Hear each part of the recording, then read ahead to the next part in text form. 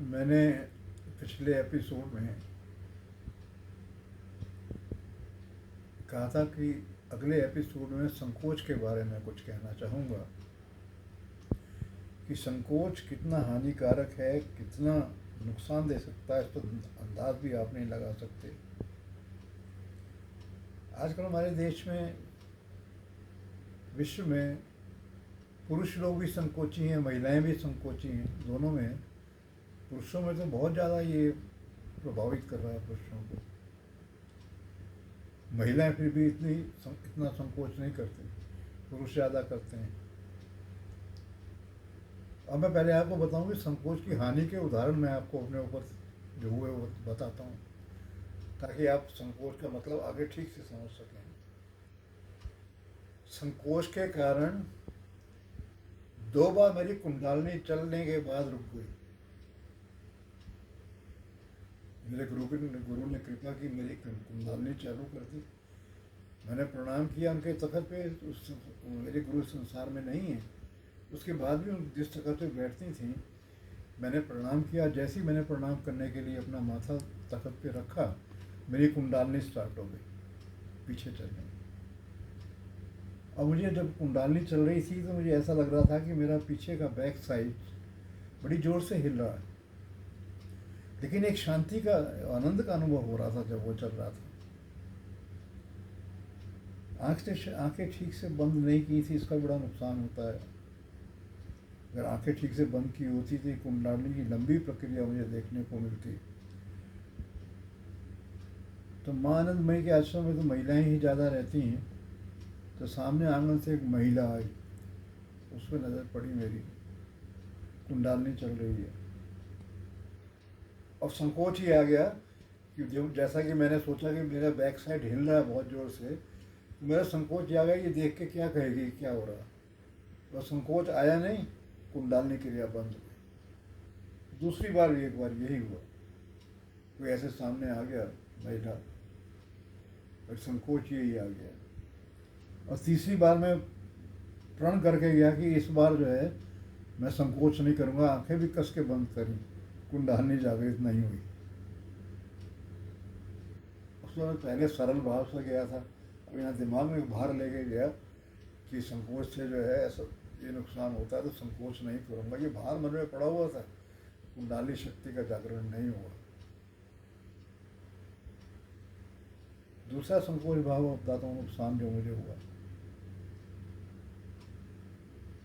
सुबह 5 बजे 1976 की बात है, हरदोई में रेलवे स्टेशन, सुबह 5 बजे का समय था। वो फटी थी, अभी जब सूरज की रोशनी का प्रभाव आना शुरू ही हुआ था, तो आधा अंधेरा आधी रोशनी थी।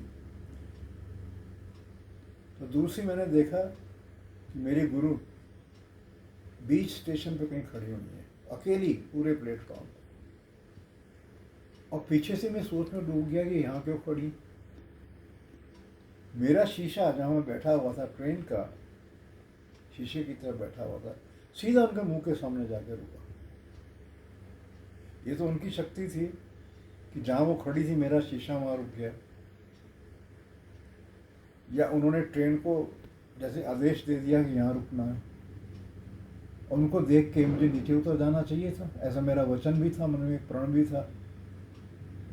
संकोच आ गया।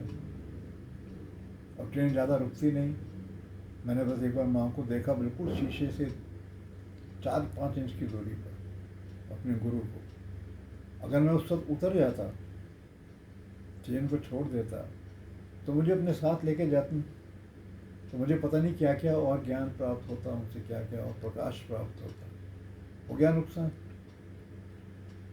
अब लखनऊ जब गाड़ी पहुंची तो मैं बहुत पछताया, ये क्या कर बैठा मैं। तो ये संकोच के नुकसान के मैंने उदाहरण दिए हैं।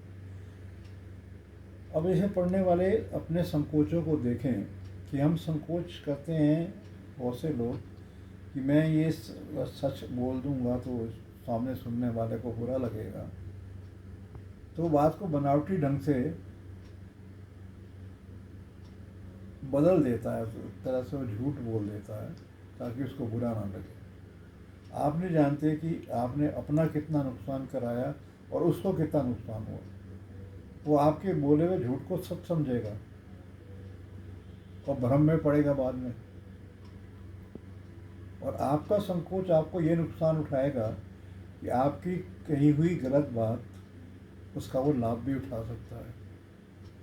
बोले आप तो संकोच के मारे ऐसा कर रहे हैं। बात सीधी हो तो स्पष्ट हो, नहीं आपको कोई काम नहीं करना है, नहीं मैं ये नहीं कर सकता, सॉरी, ठीक है, थोड़ा सा उसे बुरा लगेगा, लेकिन आप तो जंजाल से बच जाएंगे। संकोच के कारण आप बात को बनाते हैं, हाँ देखूंगा, अवश्य करूंगा आपका ये काम, बस फंस गए आप। अब जिसके सामने आपने ये वादा कर दिया, अब करो आप उसका काम, वो तो आपको याद दिलाता रहेगा बार बार। तो ये संकोच जो है, ये संकोच के नुकसान है। और फिर मैं पहले भी एक बार लिख चुका हूँ कि प्रण और प्रतिज्ञाएं अगर अधर्म का कारण बन रही हैं, उनको तुरंत तोड़ देना चाहिए। भगवान कृष्ण ने बताया, भीष्म पितामह को बताया था। उन्होंने कहा कि मुझे कितना भी नुकसान कोई क्यों ना पहुंचा दे, कितना भी श्राप कोई मुझे क्यों ना दे दे, अगर मेरी प्रतिज्ञा धर्म का विरोध कर रही है, सत्य का विरोध कर रही है, तो मैं तोड़ दूंगा। जब भगवान अपनी प्रतिज्ञा तोड़ सकते हैं तो मानव को क्या उसमें परेशानी हो रही है, क्या कठिनाई है?